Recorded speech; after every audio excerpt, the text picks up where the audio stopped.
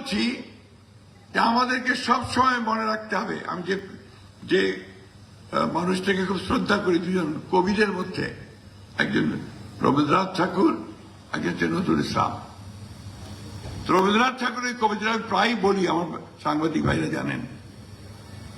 যদিও সন্ধ্যা আসিছে মন্দ মন্ত্রে, সব সঙ্গীত গেছে ইঙ্গিতে থামিয়া, তবু বিহঙ্গ ওরে বিহঙ্গ মোর, এখনই অন্ধ বন্ধ করো না পাখা, উঠতে থাকো তুমি তীরে পৌঁছবে।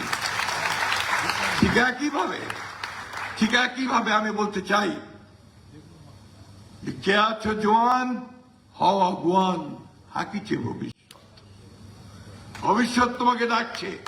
আজকে তোমরা যারা এখন যৌবনে পা দিচ্ছ, নতুন পৃথিবীতে পা দিচ্ছ, সেই পৃথিবী তোমাদের ডাকছে। এবং যে কথাটা ডক্টর খান বলেছেন, সবর খান, নিজেকে তৈরি করতে হবে পৃথিবীর সঙ্গে প্রতিযোগিতা করতে। পৃথিবীটাই আর প্রতিযোগিতার পৃথিবী হয়ে গেছে। তুমি টিকতে না পারো, তুমি নিক্ষিপ্ত হয়ে যাবে। সেই জায়গায় তোমাকে পৌঁছতে হবে, তার জন্য তোমাকে তৈরি হতে হবে।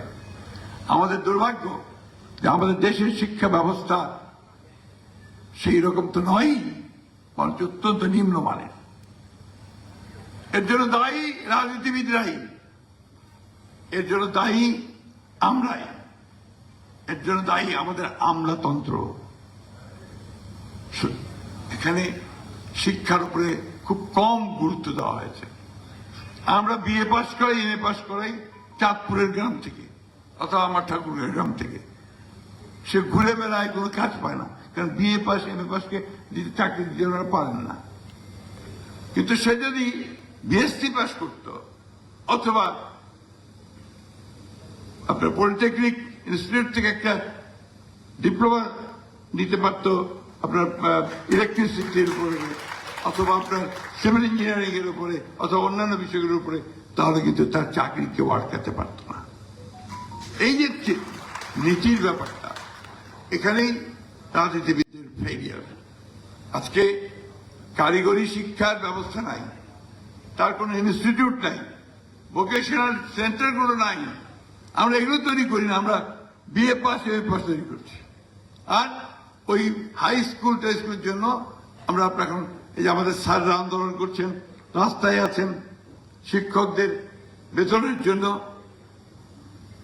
এটা তো অনেক ভালো হতে পারত যদি আমরা পুরোপুরি এটাকে পরিবর্তন করে শুধুমাত্র অতি মেধাবী ছাত্রদের জন্য হায়ার এডুকেশন, কিন্তু আমাদের বেশিরভাগ সাধারণ ছাত্রের জন্য আমরা যদি আপনার ভোকেশনাল অ্যান্ড টেকনিক্যাল ট্রেনিং এর ব্যবস্থা করতে পারতাম, তাহলে আমাদের সবচেয়ে ভালো আমরা লাভবান হতে পারতাম। আমি একটা কথাই বলবো, আবারও বলছি, শেষ করছি, যে আমাদের এখন একটা ক্রান্তিকাল চলছে, ট্রানজিশনাল পিরিয়ড। খুব অস্থিরতা আছে। এই অস্থিরতাকে, এই যে এখানে তো সব জেনজি, তাই না? কে তাই তো নাকি? ভুল বলছি? ওদের চিন্তা, ওদের ভাবনা আর আমাদের চিন্তা ভাবনা আকাশ পাতাল তফাৎ। কারণ বয়স, প্রজন্মের যে পার্থক্য, এটা অস্বীকার করতে পারেনি। হীরা যখন প্রেসিডেন্ট জিয়া রহমানের সাথে হিজবুত বাহিনীর সমুদ্র ভ্রমণে গেছে এবং তাকে সমুদ্র সম্পর্কে জানানো হয়েছে সেখানে, তখনকার সময় আর এখনকার সময় তো এক নয়। এখন ওরা ওই ছোট্ট সেট, এই সেটের মধ্যে গোটা পৃথিবীকে পেয়ে যায়, তাই না? তো অনেকেই ওরা কিন্তু আমাদের চেয়ে অনেক বেশি জানে, এ কথাটা আমাদের বুঝতে হবে। কিন্তু এই জানাটা, এটাকে ব্যবহার করাটা, এটা কিন্তু সুনির্দিষ্ট মঙ্গল খাতে যেতে হবে, মঙ্গলের জন্য, ধ্বংসের জন্য নয়। আজকে গোটা পৃথিবীতে কিন্তু অস্থিরতা। সব মিলিয়ে আমরা যদি মানব কল্যাণে কাজ করি,